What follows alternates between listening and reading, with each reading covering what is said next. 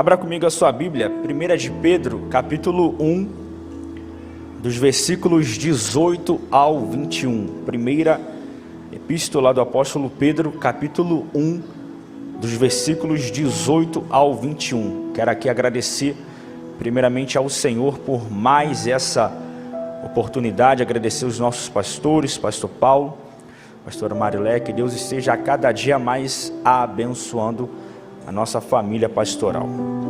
1 de Pedro, capítulo 1, dos versículos 18 ao 21. Todos acharam? E diz assim a palavra do Senhor: sabendo que não foi mediante coisas corruptíveis como prata ou ouro, que fostes resgatados do vosso fútil procedimento que vossos pais vos legaram, mas pelo precioso sangue, como de cordeiro sem defeito e sem mácula, o sangue de Cristo, conhecido com efeito antes da fundação do mundo, porém manifestado no fim dos tempos por amor de vós, que por meio dele tendes fé em Deus, o qual o ressuscitou dentre os mortos e lhe deu glória, de sorte que a vossa fé e esperança estejam em Deus. É um fato bem conhecido quando existe um terreno abandonado, um terreno baldio, que muitas pessoas jogam lixos, animais mortos, pneus, peças da casa nesse local, porque as pessoas identificam esse local como um local sem valor, como um local em que não tem dono. Isso porque o proprietário ou o devido proprietário não cuida, não coloca uma cerca, não tem a devida proteção. E quando nós pensamos em aquisição de imóveis, em compra de um bem, nós sempre pensamos em valores, ou seja, em valores financeiros, ou seja, a troca de um bem material pelo outro. E quando nós vemos esse texto aqui, o apóstolo Pedro fala sobre um valor também, inicialmente, mas o valor que ele se refere à compra da nossa redenção, à compra dos nossos perdão dos nossos pecados, não foi feito com ouro, não foi feito com prata, mas foi feito de uma forma extraordinária, porque a Páscoa, você foi pago um alto preço por você. A mídia já colocou aqui isso, Páscoa, um alto preço foi pago por você. E à medida que eu for ministrando, quando eu falar a palavra Páscoa, você vai repetir, redenção. Vamos treinar aqui, Páscoa, Páscoa. Então fica ligada que eu vou soltar a palavra aqui e você vai falar para você fixar na sua memória de longo prazo. Então, no versículo 18 fala justamente sobre isso, de que não foi feito com ouro ou com prata. Isso significa que o valor que o Senhor ele fez para resgatar as nossas vidas foi de uma outra maneira. E é interessante também que nesse mesmo versículo o apóstolo Pedro afirma que o Senhor nos resgatou da nossa vã maneira de viver, porque os leitores iniciais da carta do apóstolo Pedro eram pessoas que não eram crentes. Então é comum que quando uma pessoa abraça a fé cristã, vem para o reino de Deus, por consequência de uma educação não apropriada dos seus pais, as pessoas vêm com comportamentos que muitas vezes podem ser prejudiciais. É interessante que tem um autor alemão do século XVIII, que ele disse o seguinte: muitos pais dificultam a vida dos filhos tentando zelosamente facilitar a vida deles. Esse autor foi Goethe, e é interessante de que pais que tentam facilitar a vida dos seus filhos pensando que estão fazendo algo produtivo, algo proveitoso, consequentemente acabam, quando essas mesmas crianças tornam-se adultos, muitas vezes ficam com crenças limitantes, muitas vezes ficam com pensamentos distorcidos da realidade e acabam não progredindo de maneira apropriada.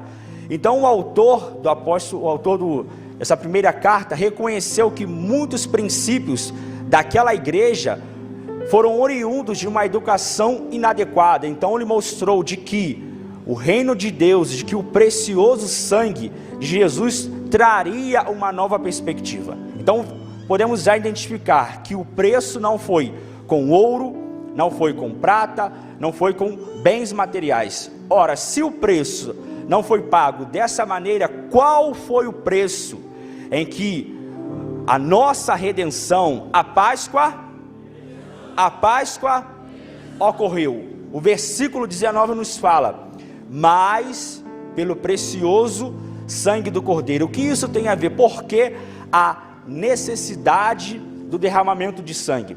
Em Êxodo, no capítulo 12, versículo 5, nos fala que naquela época a Páscoa deveria ocorrer com um cordeiro perfeito. Isso porque dentro da teologia isso é chamado de tipologia. Um cordeiro perfeito deveria ser sacrificado no lugar do culpado. Isso é importante porque quando nós pensamos nesse conceito da Páscoa, o cordeiro deveria ser oferecido. E um outro detalhe, no capítulo 12, no versículo 13, que o sangue deveria ser colocado logo na frente da entrada da casa das pessoas. Então essas duas características também têm resultados positivos nas nossas vidas, e eu te explico por quê.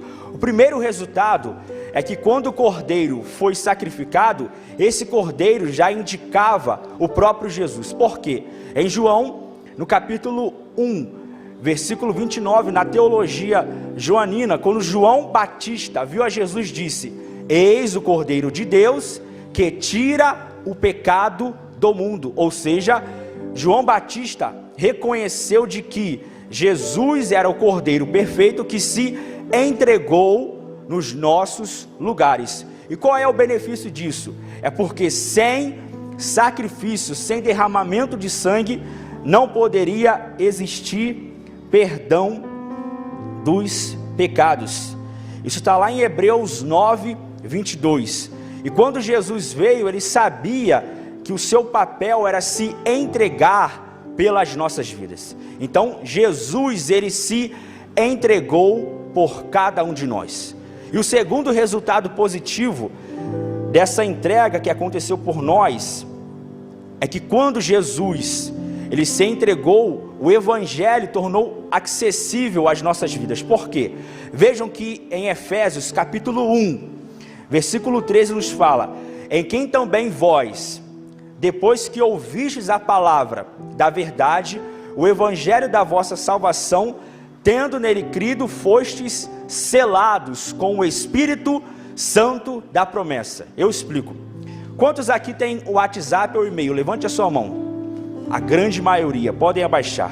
É comum, se você quiser agora mandar uma mensagem para se comunicar com alguém, você consegue por e-mail, por WhatsApp. Só que naquela época, essa realidade não era possível. Então, por exemplo, quando tinha um rei, o rei era responsável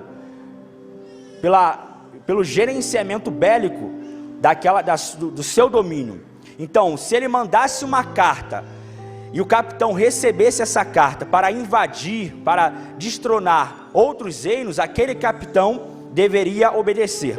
Logo, poderiam ter fraudes através da carta em nome do rei, para que houvessem confusões no reino. Então, qual foi a ideia que eles estabeleceram? O rei escrevia a sua carta, correto, só que ele colocava cera nessa carta, pegava o seu anel e selava. E só quem tinha esse selo? O rei. Então, quando o capitão, o comandante, recebia a carta do rei e identificava que aquela carta tinha o selo do rei, ele sabia: essa carta tem autoridade. Então, quando o apóstolo Paulo, em Efésios, usou esse mesmo termo, em que nós somos selados pelo Espírito Santo, o que isso significa? Que você tem a marca do Espírito Santo de Deus.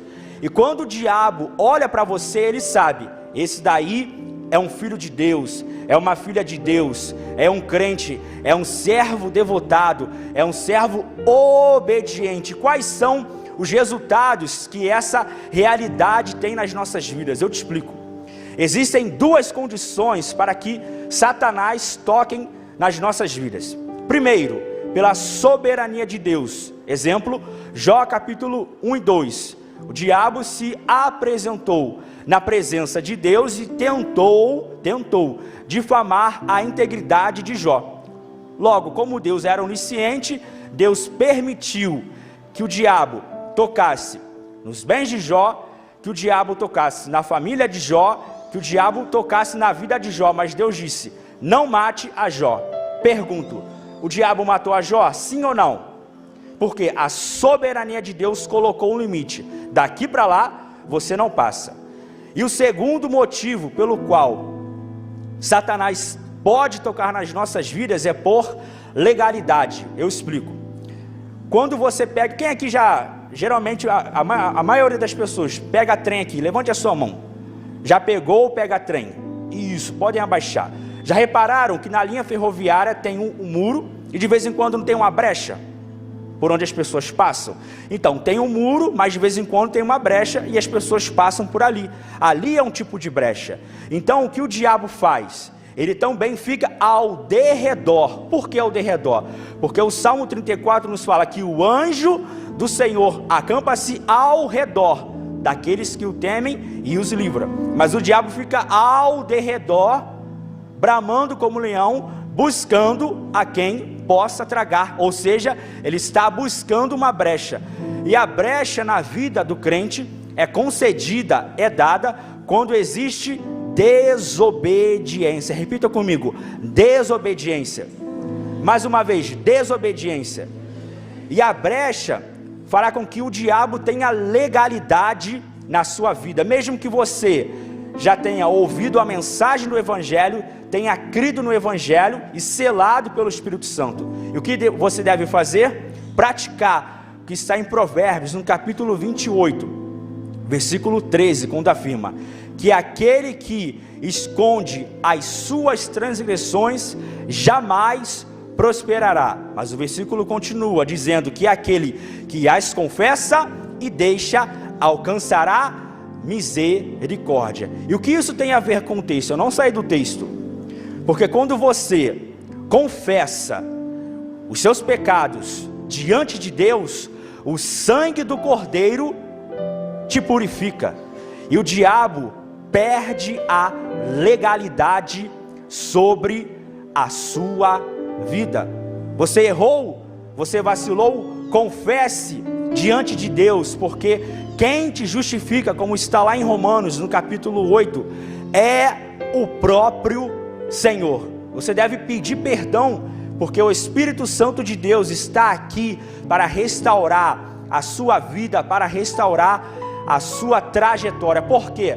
Na Páscoa, pode ser melhor, na Páscoa foi pago um alto preço pela sua vida. Não foi um preço de ouro, não foi um preço com pratas, mas foi um preço com um precioso sangue do Cordeiro. Aplauda o Senhor, pois Ele é digno de honra, de glória e de louvor.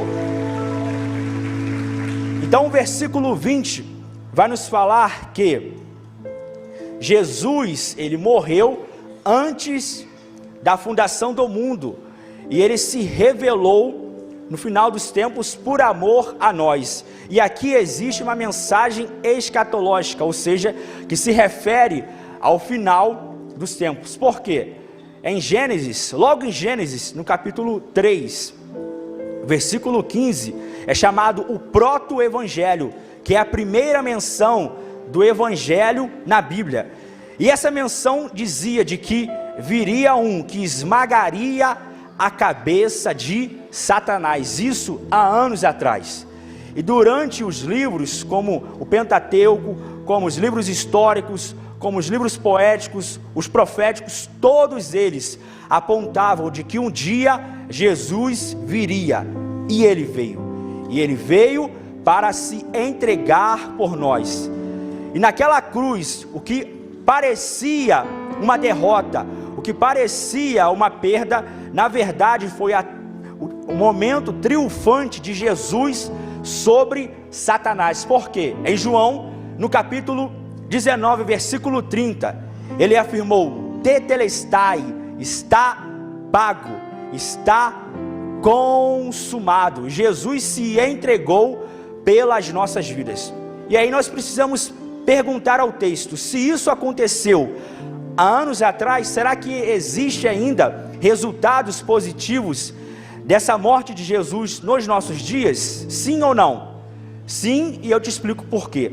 A expressão no grego que aparece ali nesse texto de João 19:30 é o tempo perfeito, que não tem na língua portuguesa. Então esse tempo perfeito significava que foi uma ação feita no passado e com consequências eternas. Ou seja, Jesus, ele se entregou uma única vez e não existe a necessidade de Jesus morrer novamente. Por quê? O sacrifício perfeito pelas nossas vidas já foi pago, já foi concedido. Então nós, em pleno século 21, ainda podemos desfrutar das bênçãos daquela morte de Jesus na cruz, que foi uma morte cruel, que foi uma morte dolorosa, mas que ele se entregou por cada um de nós. É interessante que em Lucas, no capítulo 22, versículo 15, Jesus demonstrou que ele estava ansioso para poder participar daquela ceia, daquela Páscoa, antes do seu sofrimento. Por quê? É comum quando um momento marcante nas nossas vidas precede um momento de ansiedade, ou seja, aquele momento em que as pessoas geralmente ficam mais preocupadas com os seus pensamentos mais aflorados. Então, Jesus, nesse episódio, ele relatou que estava com grandes expectativas de participar daquela que seria a última Páscoa. Páscoa, justamente porque aquela Páscoa seria um marco na vida, não só dos discípulos, dos apóstolos, mas também na igreja e na história da humanidade. Mas por trás disso tudo, dessa mensagem extraordinária, o versículo 20 nos demonstra o porquê de tudo isso, que foi por amor a vós. É por isso que em Romanos, no capítulo 5, versículo 5, o apóstolo Paulo afirmou que o amor de Deus é derramado em nossos corações pelo Espírito Santo que nos foi dado, ou que nos foi outorgado. E esse versículo do capítulo 5 de Romanos tem uma profundidade extraordinária, porque o mesmo verbo perfeito que aparece no grego em João 19:30 também aparece em Romanos, no capítulo 5, versículo 5. E eu explico o porquê que isso é importante nas nossas vidas. Quando uma pessoa tem o Espírito Santo de Deus, essa pessoa consegue experimentar de um amor extraordinário, ou seja, de uma capacidade que somente o Espírito Santo pode conceder. Por quê? Para que você possa amar e fazer o extraordinário. Como assim? Exemplo: se uma pessoa te feriu, você sofreu uma injustiça, o amor do Espírito Santo fará com que você tenha paz no seu coração para perdoar. Você não vai ficar com mágoas no seu coração. Não quer dizer que você ficará indiferente à injustiça, ao erro que cometeram contra você, mas não será o erro do passado que definirá o seu presente ou o seu futuro. Por quê? O amor de Deus está derramado no seu coração e permanece aí. É por isso que você está em pé. Você já passou cada situação. Se nós fôssemos abrir aqui para cada um aqui dar um testemunho de problemas, de lutas, de adversidades que já passou, ficaríamos aqui horas. Mas também eu posso afirmar e garantir que ouviríamos testemunhos de triunfo, de vitória, porque o Espírito Santo tem sustentado a sua vida, a sua casa e a sua família. Então esse problema que você está passando, essa adversidade, não definirá o seu futuro com Deus, porque o amor de Deus está derramado no seu coração e te capacitará para que você possa permanecer em pé e triunfar em vitórias. Amém? Aplauda o Senhor, pode aplaudir. Isso.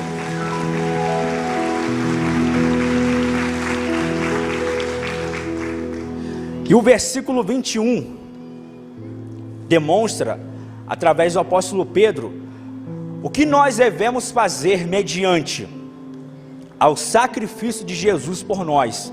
Nós devemos demonstrar a nossa fé e a nossa esperança no Senhor. E para tal, nós vamos fazer uma análise histórica do livro de Jó, que é interessante porque o livro de Jó, ele é marcado por momentos de muitas lutas, de muitos problemas, mas é uma história extraordinária. Vejam que logo no capítulo 1, no capítulo 2, quem começou falando? Deus. O diabo também falou, mas quem começou a falar foi Deus. Dos capítulos 3 ao capítulo 31, quem falou? Elifaz, Bildade e Zofar. Falaram muitas coisas, inclusive acusando de que aqueles problemas que Jó estava passando era culpa dele. Dos capítulos 32 ao capítulo 37, aparece um homem chamado Eliú. Também começou a falar várias coisas. Só que a história não termina aí, porque do capítulo 38 ao capítulo 41, quem voltou a falar foi Deus. O próprio Deus estava ali, observando toda a história da vida de Jó. E como resultado, pelo fato de Deus ter falado e dado a última palavra na vida de Jó, o capítulo 42 termina com a restituição da vida de Jó. Por quê?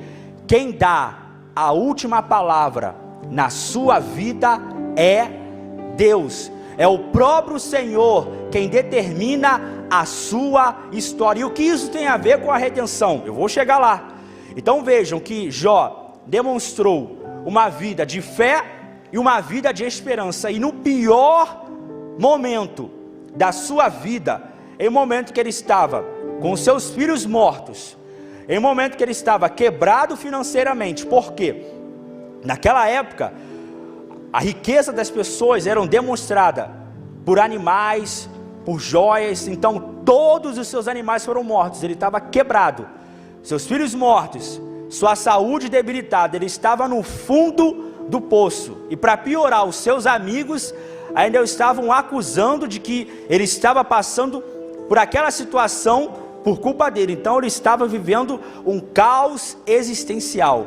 Mas ainda assim, no meio daquela tribulação, ele disse em Jó, no capítulo 19, versículo 25: porque eu bem sei que o meu Redentor vive, e que por fim se levantará sobre a terra. Então vejam, aqui é um recorte, uma janela da redenção no Antigo Testamento. E quem é o Redentor? Jesus. Jesus é o Redentor da humanidade. Então vejam que a vida de Jó foi uma vida de muita luta, uma vida de muitos problemas, mas ele ainda assim conseguiu depositar a fé dele, a esperança dele no Deus vivo. E a sua vida, como que ela está? Problemas, lutas, adversidades, todos têm. Mas nós precisamos, é por isso que o apóstolo Tiago, no capítulo 5, ele usou a vida de Jó para os seus leitores do primeiro século, e também que se aplica a nós, para que nós atentássemos para a paciência de Jó. Logo eu posso afirmar para você que tem solução para a sua vida, que tem restituição, que tem bênçãos, mas você precisa fazer como Jó, declarar e confiar que o seu Redentor vive e que por fim se levantará sobre a terra. Então eu vou repetir esse versículo e você vai se apropriar, lembrando dos seus problemas, mas confrontando os seus problemas. Lembrando dos seus problemas, mas confrontando os seus problemas com a palavra de Deus. Então eu vou repetir e você repita após mim. Porque eu bem sei que o meu Redentor vive, e que por fim se levantará sobre a terra. Glória a Deus, aleluia. Aplauda esse Deus que é digno de honra, de glória e de louvor, aleluia. Só que a história não termina aí, porque o versículo 21 nos fala que o Senhor foi ressuscitado dos mortos. Esse é o grande diferencial da Páscoa. Jesus, de fato, ele morreu, ele foi crucificado, mas ele ressuscitou ao terceiro dia. E dos 4 evangelhos, em Mateus, ele é apresentado como o rei dos judeus. Em Marcos, ele é apresentado como o servo. Em Lucas, ele é apresentado como o filho do homem. E em João, ele é apresentado como o filho de Deus.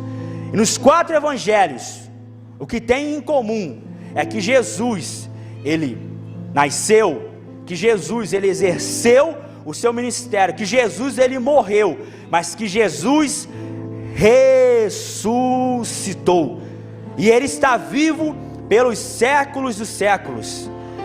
Nosso Senhor permanece no controle de todas as coisas. Então eu vou repetir: Mateus apresenta Jesus como o rei dos judeus, Marcos como servo, Lucas como filho do homem, como filho perfeito, e João como filho de Deus. É por isso que em João 3,16 afirma: porque Deus amou ao mundo de tal maneira que deu o seu Filho unigênito, para todo aquele que nele crê não pereça, mas tenha a vida eterna.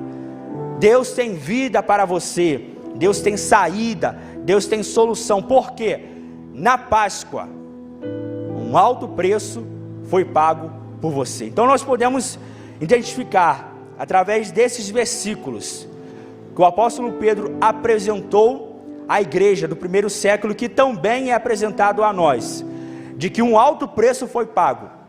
Não um preço com bens materiais como prata, como ouro, como coisas que são valiosas, mas passageiras, mas foi apresentado que o sacrifício foi um sacrifício de cruz, um sacrifício de entrega. E qual é a resposta que eu e você, na prática, na nossa vida, podemos dar? Romanos capítulo 12, versículos 1 e 2 afirma: rogo-vos, pois, irmãos, pelas misericórdias de Deus, que apresenteis os vossos corpos como um sacrifício vivo, santo e agradável a Deus, que é o vosso culto racional. E não vos conformeis com este mundo, mas transformai-vos pela renovação do vosso entendimento, para que possais experimentar qual seja a boa, agradável e perfeita vontade de Deus. E por que isso aconteceu? Ou seja, por que nós devemos apresentar as nossas vidas como um sacrifício vivo a Deus? Eu explico. Colossenses capítulo 1, versículos 13 e o 14 afirma: porque o Senhor nos resgatou do império das trevas e nos transportou para o reino do Filho do seu amor, no qual nós temos a redenção, a remissão dos pecados. Por que isso aconteceu? Porque Jesus se entregou pelas nossas vidas, e a nossa resposta também deve se entregar por Ele, como sacrifício vivo. Esse sacrifício é uma nomenclatura que se refere ao sacrifício do Antigo Testamento, mas nós devemos aplicar o culto do Antigo Testamento nas nossas vidas. Nós somos o sacrifício agradável diante de Deus. E como nós podemos se apresentar diante de Deus? 1 Coríntios capítulo 6, versículo 20, vai nos dar essa resposta.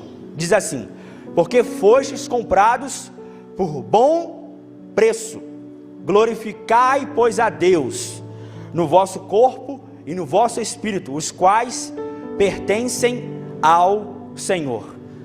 Qual é a resposta adequada nessa Páscoa que nós devemos dar a Cristo? A nossa própria vida. Como? Em obediência, na nossa conduta, na nossa casa, na nossa postura, na nossa ética, no nosso protocolo. Nós devemos glorificar a Deus através das nossas vidas. Então a pergunta a se fazer é: como está a nossa vida diante de Deus? Será que nós temos de fato valorizado a Páscoa como de fato ela ocorreu? Os discípulos naquele período difícil, eles não entenderam no início, eles abandonaram o Senhor, mas o próprio Senhor, horas mais tarde, pôde reconectar aqueles discípulos e demonstrar de que eles deveriam, tanto em Mateus, quanto em Marcos, quanto em Lucas, quanto em João e em Atos, no capítulo 1, versículo 8, afirma: mas recebereis poder ao descer sobre vós o Espírito Santo, e sereis minhas testemunhas, tanto em Jerusalém, como em toda a Judeia e Samaria, e até aos confins da terra. Essa palavra poder no grego é dinamis, ou dunamis. Então daí que vem a nossa palavra na língua portuguesa, dinâmica. Por quê? O Espírito Santo, ele está se movendo, aí nesse momento na sua vida, tocando no seu coração, ele está se movendo naquela pessoa que você deseja que se converta, naquela causa, no seu relacionamento. O Espírito Santo está em movimento, e ele usará a sua vida, assim como ele usou a vida dos apóstolos, dos discípulos, para trazer um avivamento, um movimento santo nessa terra, porque um dia Jesus voltará. Então que Deus abençoe a sua vida, a sua casa. Uma feliz Páscoa. Deus te abençoe.